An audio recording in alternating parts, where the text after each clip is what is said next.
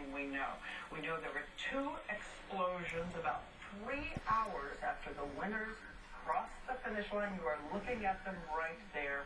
They were within seconds of each other, and they're at Boylston Street in Boston. This is Marathon Monday, and the plume of smoke went as high as 20 feet, according to some reports. And from our own Kendall Heath, who's on the scene, it smelled like sulfur. It had a sulfurous smell. We do not know sulfurous smell. We do not know if it was a malfunction. We do not know if it was man-made, George. There were police and firefighters on the scene. The response was 2 explosions, sulfurous smell. Have been reported. Gas Channel saying at least 4 people have been treated so far. No reports yet of any deaths from these explosions. 4 people are being treated. It was chaos at the finish line. Around 3 hours, as you said, after the marathon, after the winners crossed the finish line. In Boston today, more than 26,000 runners participating in this marathon.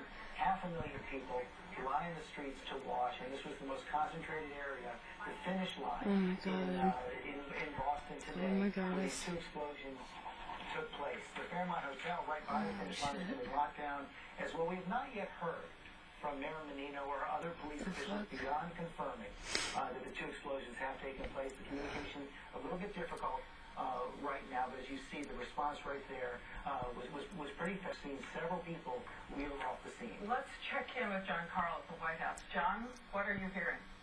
Well, Diane, we know the White House obviously fully aware of what's happened up in Boston. These initial reports, tracking them, trying to get to the bottom of it.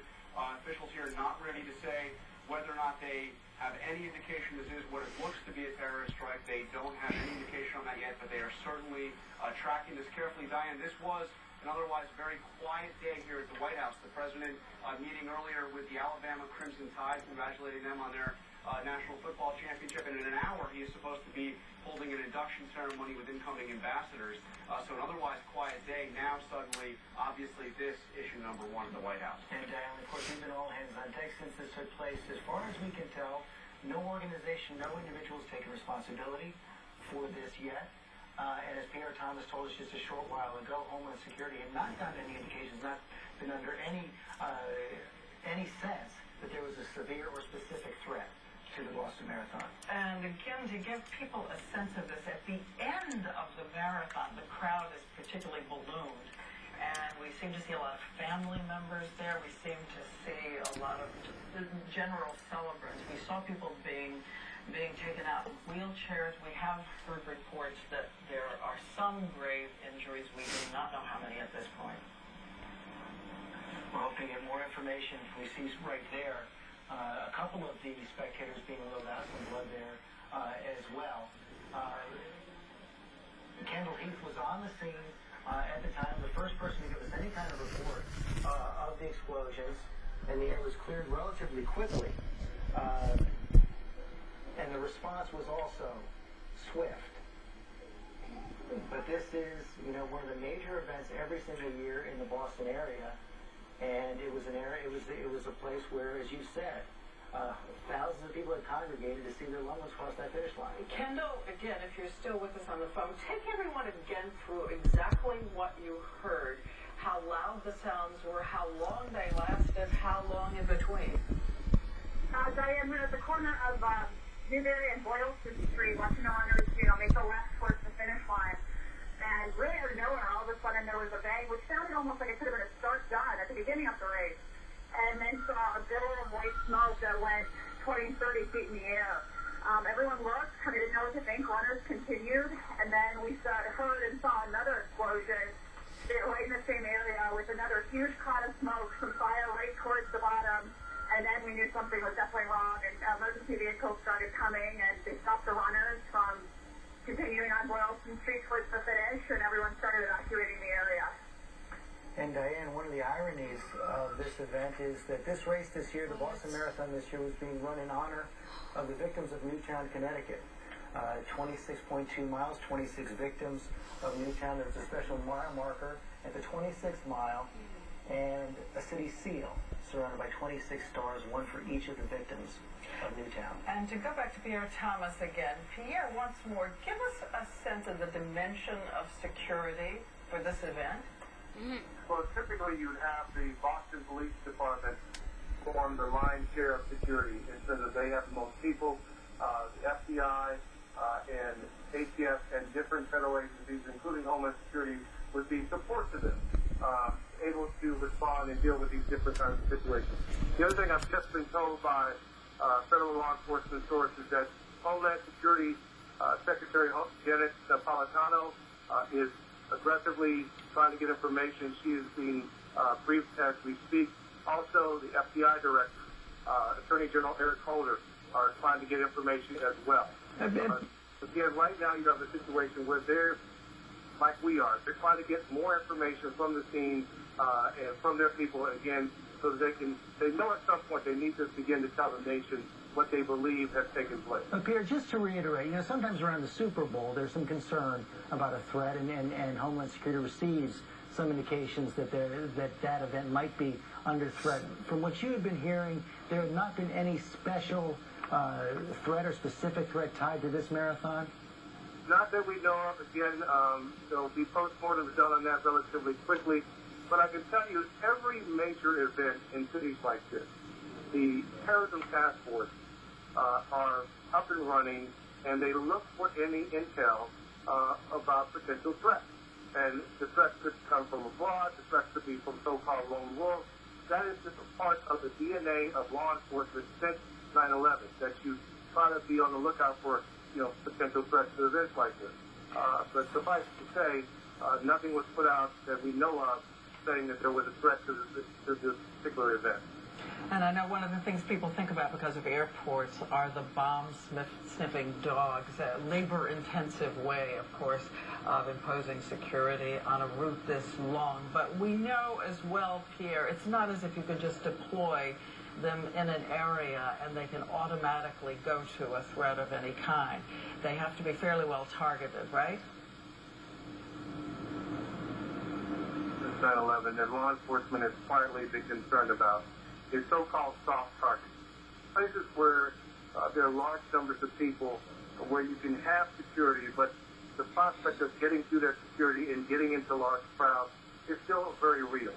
And so you can believe that, again, this is being treated as a crime scene until they know more, but they're operating from that standpoint until they can get additional details about exactly what caused these explosions. And Pierre, now the police will be going through the entire neighborhood and neighborhoods surrounding the finish line and sweeping every street, every trash can that we see there for possible explosive devices. They will do that not only for safety purposes, but if there is, and I emphasize the word if, there turns out to be an explosive device left behind, that is a treasure trove of potential information. But part again, you have to get the scene cleared of the injured, begin to talk to witnesses about what they saw. Did they see someone leave a package? There might be information like that would be useful to law enforcement. But again, they first have to get the people clear of the scene, and then now they need to control the scene to make sure that nothing is taken from the scene that would be useful in the investigation. It does appear from what we can tell right now as these pictures are coming in that they have been able to get to everyone they knew had been injured. It doesn't seem to be a particularly frantic scene there right now, even though it was clear just moments ago that it was a very difficult and chaotic situation. If there's good news so far is that this does not appear to be a massive sort of explosion, and that has given some people some comfort at the moment. But again, this situation is still so fluid and still ongoing that, again, everyone is just being very careful about the information that they gather and begin to disseminate. Pierre, I want to bring in an eyewitness who's on the phone with us right now. His name is Hayden Cardy. And if you can hear me, Mr. Cardy, I want to know where you were and what you saw. Yes, I was about 100 yards away from the explosion. I was watching my alarm on the marathon.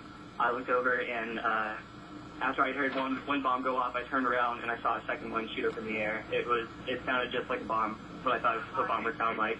It was absolutely horrifying. Hayden, George Stephanopoulos here. How far apart, if you could tell, were the explosions? They were about 5 seconds apart. It looked like they were standing in exactly the same place. They were standing by not even like 0.1 miles away from the finish line. And could you see anything about where they were? Was it on a sidewalk area specifically? Yes, there's a lot of bars that are lined up along the finish line. It looks like they were coming away from one of those bars.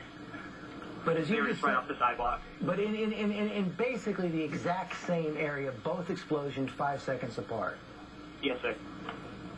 And could you smell the fumes? We've been told they were sulfurous fumes, not exactly electrical fumes. Could you smell anything about them? I couldn't exactly smell them. Wouldn't be too sure about what they smelled like. And you say your mother was running. I just want to make sure she's all right. Yes, ma'am. She's all right. She finished just seconds before they went off. And did you see anything around you about people who were injured? And what did the people around you do at that moment? Everyone, at first, it was kind of hard to believe. Like, we really weren't sure what had just happened. I looked over to my sister and I said, did we just hear a bomb go off? And, I mean, everyone just started freaking out, and there was a lot of people pushing us to keep running. I heard a bunch of people saying, I don't know what's going on, let's just run. A lot of runners were crying. A lot of people were cursing the world. It was a hectic, like, crazy scene. And how long did it take you to get out, to get some distance? There was a pretty big crowd. It took like about a minute to just run a walk away from where we thought it happened. So again, get a sense one more time. You think you may have seen, and again, all this preliminary, but you think you may have seen it in the neighborhood of a car. How close did that put it to the runners? How close did it put it to the observers? If the sidewalk's like 5 yards away, then they would have been like 7 yards away from runners. And They were very, very close. we are getting more information coming in right now. One of our reporters has just spoken to a trauma nurse at Massachusetts General Hospital who says they were working at the race's medical tent. They set up a morgue area at the back of the tent, and reports of people coming in with severed limbs, children with severe burns, and according to this one report, although we haven't had any official reports yet, many casualties. So far, the Mass General is confirming only that they've received 2 casualties right now, but that is the first report like that we have seen from a nurse who was on the scene working the race's medical tent. Some very severe injuries and many injuries, and perhaps worse. It is just a tragedy and crushing to hear about these injuries. I want to thank you very much, Hayden, and I want to turn now to another eyewitness, Danielle Schneider, who is joining us right now, if you're on the phone. Not yet? Not yet. So, Hayden, are you still there? Can I go back for a second? Yes, ma'am, I am. Give us a sense of the density, the crush of people. How many people were gathered around you? Pretty close to the lines. There's probably like 5 or 6 people sitting in like 2 square yards. Like, everyone's really, really crushed together. It was pretty packed in. And how soon? You had to really push your way through. How soon did the help get there? How soon did the emergency medical teams arrive? I would say about 5-10 minutes. It took a while for the ambulances and stuff to get in, but I saw several police officers sprinting toward the scene right after it happened. Sprinting toward the scene, as they do. Hayden, by any chance, did you see anyone sprinting away from the scene? Anything like that at all? Yeah, there was a big crowd of people that were telling us to just keep running and run as far away as we could. Now I believe we have Danielle Schneider on the phone, and if you can hear me, Ms. Schneider? Yes, this is Danielle. Tell me where you were. Were you running? Were you an observer? And what did you see? I'm a runner. I finished probably about 15 minutes before. I had just got into Stephanie's on Newberry. We were about to sit down to eat, and all of a sudden we heard a huge explosion go off, and we all just kind of dropped to the ground. And then we were in a panic mode. Like, we knew it was like a bomb, or we had no idea. We kind of were in a panic mode. And then all of a sudden we heard the second bomb go off, and then we just kind of all went into the corner of the restaurant. We saw people running everywhere. We waited a few minutes, and because I lived in the city, I knew we had to get out of the area because we were so close to the finish line. And as we were running away towards the river, away from the epicenter, we saw people down on the ground. My boyfriend saw somebody with a limb off, like cut into like their legs. It was very gruesome. And did you see people rushing to help them? Yes, I mean, I've never seen it. I've run marathons. This is my 18th, and I've never seen anything like this where it was a triage, like ambulances. I mean, I live in the city. This was like the scariest thing I've ever experienced. Ambulances, undercover cops telling you to get out of the area. The restaurant people, like the people working at the restaurant, telling us to get away from the scene, get as far away. People were walking over the Massachussettes Bridge like it was an exodus to Cambridge.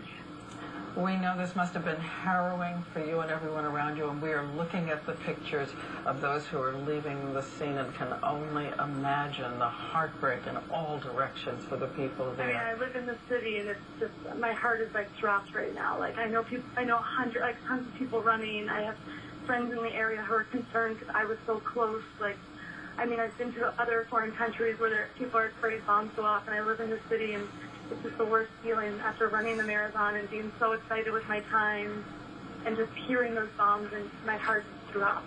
We are getting more reports from law enforcement officials and other sources on the scene. They locate the first blast at the Marathon Sports running store. It was not clear whether it was inside or outside the store, but it blew out windows in about 4 buildings in the area. 15 to 20 people injured, according to these sources, and they are reiterating what we've just heard from Danielle and other witnesses. Several seriously injured, severed body parts, and they also note that air quality officials have been brought into the area to test to make sure that this was not a chemical attack. But again, it's not clear if it was inside that or outside the store or outside that store. And as we said earlier, they're also checking every garbage can, every manhole right now to make sure there's nothing else out there. Danielle, all the people you were with and all the people you know who were running are okay? I just want to make sure. So as of now, everybody I know is okay. I mean, I know people that work at Marathon Sports. I ran with a group of people last week. Like, I just hope everybody, I know people working in the medical tent. I just hope everybody's okay. Friends from afar are calling me as I'm on the phone with you guys, just making sure that I'm okay. It's just a very scary situation in the city right now. It is, and thank you for helping us out. Thank you so much for phoning in to us, and we'll be checking. And I just hope everybody's okay. So do we all. Let's go back to Pierre Thomas now. Pierre, we just got that report that they would be checking for possible chemicals on the scene. What kind of tests would those be? Well, one of the things they can begin to do when they get a sense of the chemicals, that would tell them if it was a device, what type of device it might be. I've just been told that the Attorney General is in communication with the FBI Director to get additional information for release to the public later today as well. Again, the key in terms of swabbing the situation and looking for chemical residues, they have a bank of information about the types of devices that could be at play. Again, no one is officially calling these bombs yet until they can get there and get more information. But there's a protocol that they use where they, again, do the initial swab, field test, if you will, that, again, helps them to begin to assess if it was a device, who might be behind it, the level of sophistication that would be needed. Again, that's the beginning stage of an investigation like this. Thanks, Pierre. I just want to run through again what we know the most concretely right now, George, if we can, because, again, as you've been saying, there are some sources who say it was inside or outside the Marathon Sports running store. We've heard from another eyewitness it may have been near a car. Right, and these happened just before 3 p.m., about 2:50 p.m., right by the finish line of the Boston Marathon. 26,000 runners, 500,000 spectators on Patriots Day in Boston today. You see it right there. The winners had crossed the finish line about 3 hours before. 2 explosions, setting off white smoke up to 20 feet in the air. Approximately, we've had various reports, 5 to 15 seconds apart. One right in front of a sporting goods store, right by the finish line there, blew out windows, 4 store windows right in that area. The Fairmount Hotel right by the finish line immediately went into lockdown. Emergency officials, police, and fire on the scene rushed in. Reports right now of severe injuries, Diane, near that finish line. That's right. We don't know how many, and there are so many hospitals in this region. We assume that they may have been taken to several different hospitals, 15 to 20 people by one count, but there have been other counts as well. And again, I want to point out how quickly emergency medical teams arrived on the scene. It's very moving to hear the eyewitness account of when everyone is running away. The police are running in. They are running right into the danger zone. I want to bring in John Carl once again, our White House correspondent John Carl at the White House right now. John? Diane, a senior administration official says the president has been notified on what has happened and has directed his administration to provide whatever assistance the White House and his administration can provide, both in terms of the response to this explosion and to the next phase, the investigation into what happened. We're told that the officials here, senior officials, have been in touch with senior state and local officials up in Boston. Once again, it's the Boston Marathon, the nation's oldest, 117 years, 26,839 people running, so many more watching. Being run this year in honor of the victims of Newtown, as we said. 26 stars on the flag by the finish line for the 26 victims of Newtown, and now many other casualties on the scene in Boston today. Massachusetts General so far has only confirmed two casualties on the scene, but we've had many eyewitness reports of people taken away with severe injuries from the scene, including severed limbs. I am struck by the accounts that we have, even as people were running, even as people were startled, even as people were terrified. We have not had any reports of pushing down other people or of the kind of panicky addition to a tragedy sometimes you have when people pile on top of each other and others get stuck. We just got a tweet from Tag Romney, the son of Mitt Romney, of course, the Republican presidential candidate last year, who was near the scene, left Fenway in a cab, according to Tag, a few minutes before the explosion at the marathon today. What a big day this was in Boston today. Patriots Day, you had the marathon, you had the Red Sox playing this afternoon as well. So a lot of people concentrated in Boston today. What appears to have been a lovely spring day up until around 2:50 p.m. when those two explosions went off near the finish line of the Boston Marathon. And once more, they have evacuated people from the immediate region. They're telling people to avoid manholes, garbage cans. They are testing the air, George, as you said, to make sure there are no chemicals in the air that are going to add to any injuries. We have also heard reports of burns, severe burns. And we did see, when you see the explosion go up, if we can put that up once again, Mark Burstein, if we can put that up, because you can see that fireball. There you see it at the base of one of the explosions. And this is the area, as we said, this is the area where family members, loved ones, friends all come to see their runners, 26,000 strong today, coming to cross that finish line, a place of great celebration. Whoever set this off was doing it designed to hit at the moment where it could do the maximum amount of damage. I want to check in again and see if Martha Raddatz is still online with us here. Martha has been on the phones as well and talking to everyone at Homeland Security, Defense. Martha, are you there? Diane, yes. One thing we are monitoring is the Boston Police and Fire and emergency scanners, and their bomb scares coming in all over the place. I think right now, probably up and down this route in this area, everything someone sees is suspicious. They've got lots of dogs out now looking for any suspicious devices. They've got their explosives teams, I'm told, scrambling to this area. And again, you see those National Guardsmen in the area ripping down some fences to try to get to some victims. You can see them going through this crowd in any way they can, and I'm sure you'll see more of them in the coming hours. Diane? Yes, interesting, and I'll throw this to Martha as well as Pierre. As we're watching it, all these cars that are still parked along this route, I assume that each one of them has to be monitored, and each one of them is a source of suspicion at this point to police. They don't move them, but they're going car to car, we think, Martha, Pierre? Yeah. Look at that area, Diane. You can just see the enormous amount of people, of vehicles, everything around that area. They want to go through everything they possibly can, but they're going to go to whatever is suspicious right away. Plus, you've got this system overwhelmed. You've got cell phones overwhelmed. You've got the emergency system overwhelmed. They are obviously tending to the victims first, but right now they really want to find out if there are any more devices around there. And I want to bring in Karen just a second, Pierre. We'll get right back to you. But Karen Willardson was also there, a runner. She is running from Salt Lake, I believe, and she saw those explosions as well. Karen, can you hear me? I can. Tell me what you saw.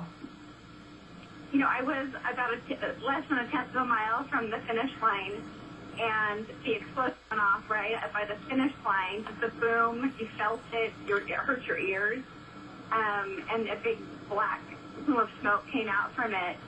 And I stopped thinking this can't be right, and kind of backed up and looked around, and the second bomb went off, or the second explosion went off, and just behind me, it seemed to be, the first one seemed to be big enough to shoot out the glass of the storefront.